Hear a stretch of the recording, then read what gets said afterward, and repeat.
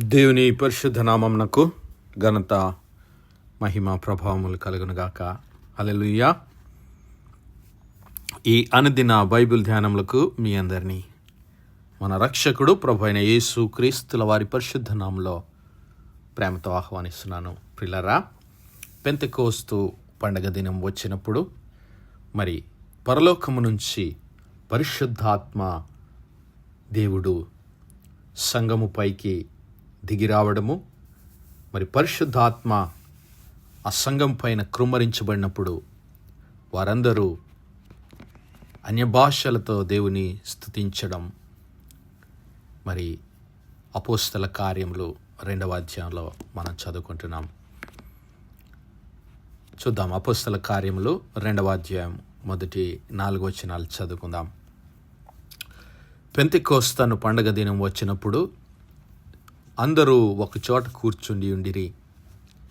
అప్పుడు వేగముగా వీచు బలమైన గాలి వంటి ఒక ధ్వని ఆకాశము నుండి అకస్మాత్తుగా వారు కూర్చుండి ఉన్న ఇల్లంతయు నిండెను. మరియు అగ్ని జ్వాలల వంటి నాలుకలు విభాగింపబడినట్లుగా వారికి కనబడి వారిలో ఒక్కొక్కని మీద వ్రాలగా అందరూ పరిశుద్ధాత్మతో నిండిన వారై ఆ ఆత్మ వారికి వాక్శక్తి అనుగ్రహించిన కొలది అన్య భాషల్లో మాట్లాడసాగిరి.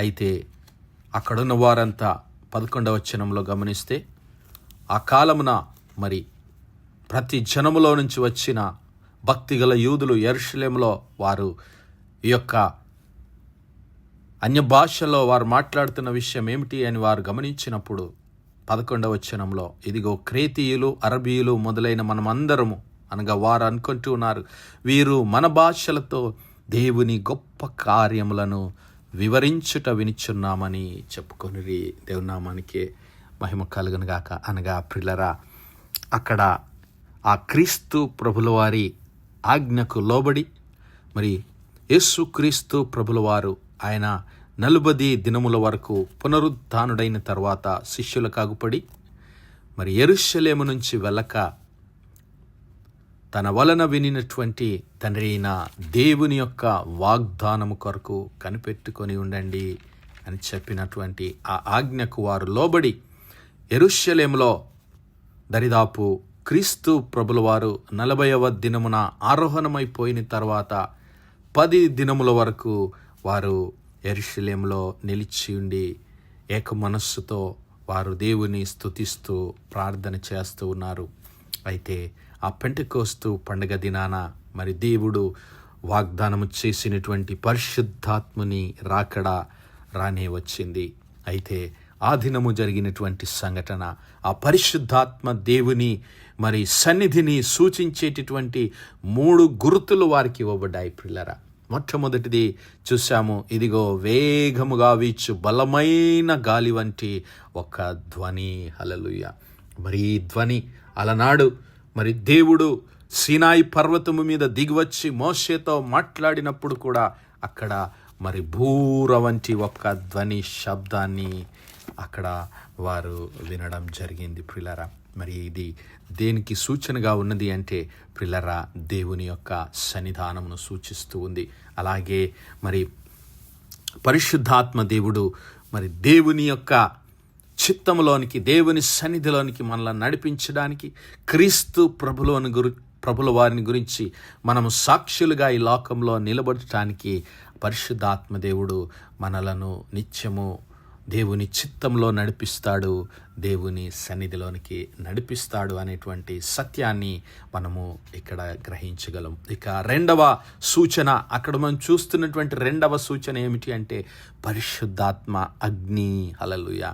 మరియు అగ్ని జ్వాలల వంటి నాలుకలు విభాగింపబడినట్లుగా వారికి కనబడి, ఏ విధంగానైతే మరి మంట ఎక్కువగా తీవ్రతతో మండుతూ ఉన్నప్పుడు అది మరి నాలుకలుగా ఇట్లా జ్వాలలుగా ఎలాగైతే విభాగించబడుతుందో అలాంటి మరి అగ్ని జ్వాలల కీలలు నాలుకలుగా విభాగింపబడినట్లుగా వారు చూస్తూ ఉన్నారు. దేవునామానికి మహిమ కలుగునుగాక. ప్రియులారా, we call this as Holy Ghost fire, పరిశుద్ధాత్మ అగ్ని. దహించు అగ్ని, మన దేవుడు దహించు అగ్ని అయి ఉన్నాడు. హల్లెలూయా. మరి పాత నిబంధన గ్రంథ కాలంలో అనేక సార్లు దేవుడు అగ్ని ద్వారా పరలోకం నుంచి అగ్నిని పంపించి మరి తన దూతల ద్వారా అగ్ని చేత తన బిడ్డలకు ఆయన తన ప్రత్యక్షతను కనబరిచాడు. మరి మనందరికీ తెలిసినటువంటి సంఘటన నిర్గమకాండం 3వ అధ్యాయంలో ఆ మండుచున్నటువంటి పొదలో నుంచి మోషేతో దేవుడు మాట్లాడాడు. హల్లెలూయా. మరి అలాగే ఆ కర్మేలు పర్వతం మీద ఆ యొక్క బలిపీఠమును, ఆ బలిపీఠం పైన ఉంచినటువంటి ఆ యొక్క కర్మేలు పర్వతం మీద అక్కడ ఏలియా ప్రార్థించినప్పుడు బలిపీఠం పైన దేవుడు పరలోకం నుంచి అగ్నిని కురిపించాడు. మొదటి రాజుల గ్రంథము 18వ అధ్యాయం 36 నుంచి 39 వరకు ఉన్నటువంటి లేఖన భాగాల్లో మనం చూడగలం. అలాగే మరి మోషేతో దేవుడు మాట్లాడినటువంటి విషయం మనందరికీ తెలుసు. నిర్గమకాండము 3వ అధ్యాయము మొదటి 2 వచనాల్లో మనం ఆ విషయాలను చూద్దాం. నిర్గమకాండము 3వ అధ్యాయం. మోషే మిథ్యాను యాజకుడైన ఇత్రో అను తన మామ మందను మేపుచు ఆ మందను అరణ్యము అవతలకు తోలుకొని దేవుని పర్వతమైన హోరేబునకు వచ్చెను. ఒక పొద నడిమిని అగ్ని జ్వాలలలో యెహోవా దూత అతనికి ప్రత్యక్షమాయెను. అతడు చూచినప్పుడు అగ్ని వలన ఆ పొద మండుచుండెను గాని ఆ పొద కాలిపోలేదు. అప్పుడు మోషే, ఆ పొద ఏల కాలిపోలేదో నేను ఆ తట్టు వెళ్ళి ఈ గొప్ప వింత చూచెదననుకొనెను. దానిని చూచుటకు అతడు ఆ తట్టు వచ్చుట యెహోవా చూచెను. దేవుడు ఆ పొద నడుమ నుండి మోషే మోషే అని అతనిని పిలిచెను. అందుకతడు చిత్తం ప్రభువా అనెను.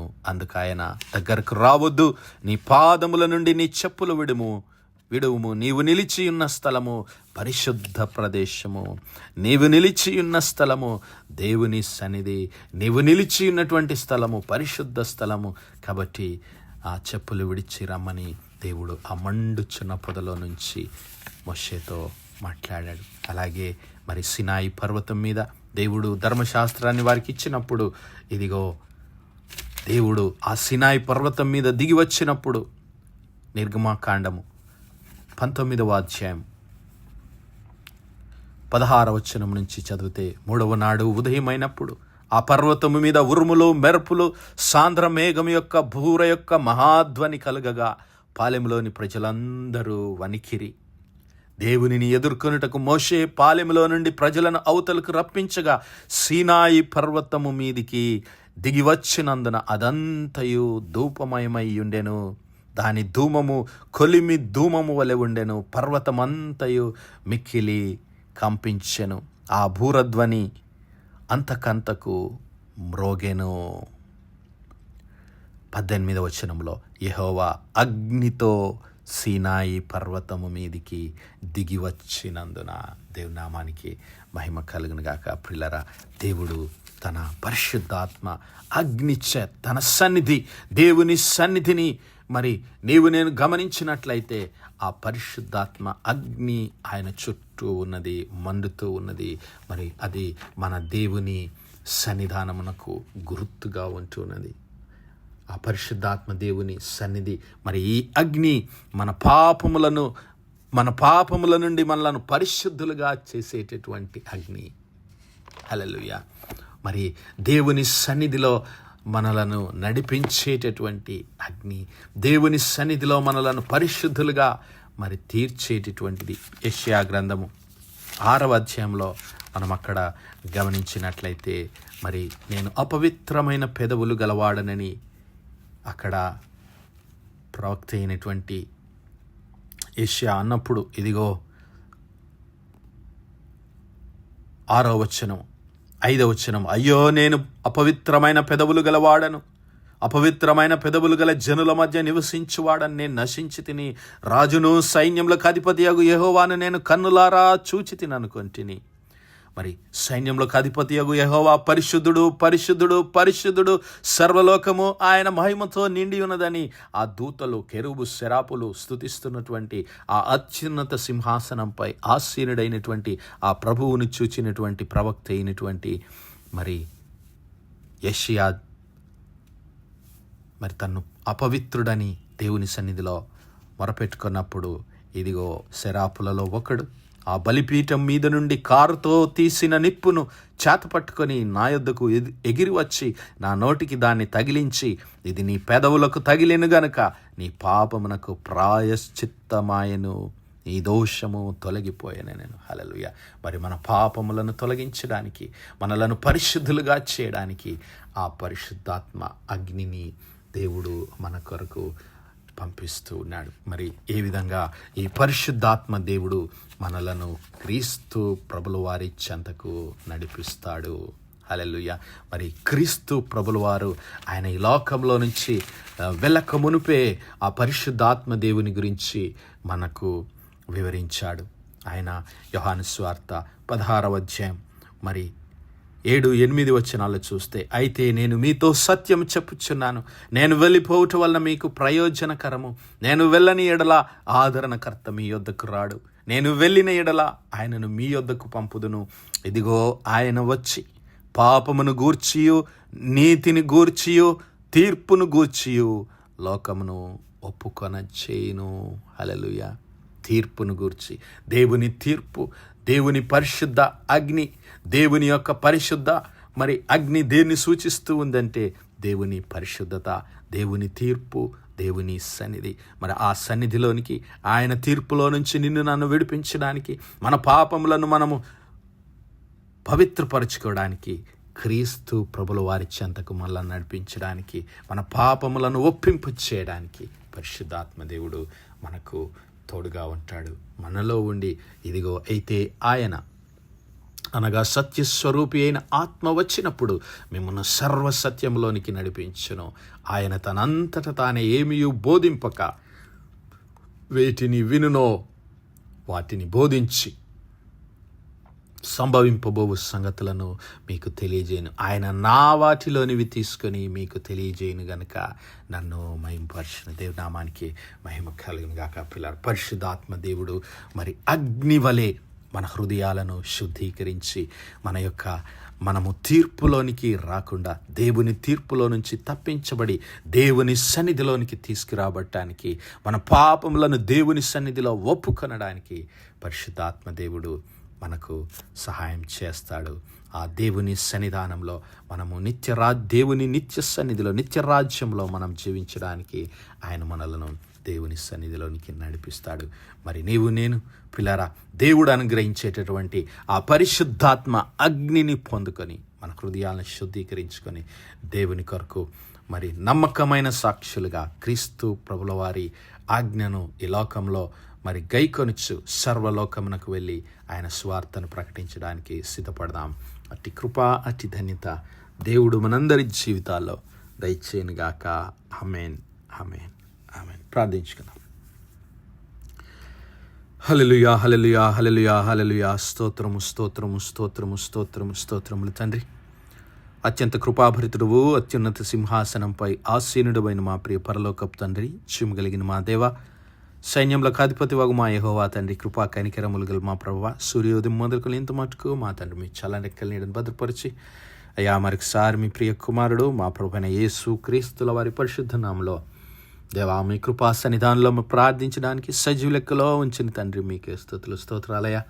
దినమెల్లా మీ యొక్క పరిశుద్ధాత్మ సహాయము, ఆదరణ, సహవాసం మాకు అనుగ్రహించి నడిపిస్తున్న తండ్రి మీకే లెక్కలేని వందనాలు, కృతజ్ఞతా స్తుతులు, స్తోత్రాలు, స్తోత్రాలు, స్తోత్రాలు చెల్లిస్తున్నాం. అవునయ్యా, మీ యొక్క పరిశుద్ధాత్మ అగ్నిని మాపై కృమ్మరించి ప్రభువా మా హృదయములను శుద్ధీకరించి యేసయ్యా మీ కలువరి సిలువ చెంత మా పాపములను ఒప్పుకొని అయ్యా మీ తీర్పులో నుంచి, ఈ లోకం మీద అంతటికి రాబోతున్నటువంటి దేవుని యొక్క తీర్పులో నుంచి మేము తప్పించబడి మీ నిత్య రాజ్యంలో, దేవుని సన్నిధానంలో, ఆ యొక్క పరలోకపు మరి పట్టణంలో అయ్యా దేవుని సన్నిధానంలో నిత్యము మీతో కూడా జీవించే కృప మాలో ప్రతి ఒక్కరికి దయచేయమని అయా సమస్త మహిమ ఘనత ప్రభావాలు మీ నామానికే చెల్లిస్తూ మా ప్రభును మీ ప్రియ కుమారుడు మా రక్షకుడునైనా యేసు క్రీస్తుల వారి పరిశుద్ధ నామమున ప్రార్థించి వేడుకుంటున్నాం మా పరలోకపు తండ్రి.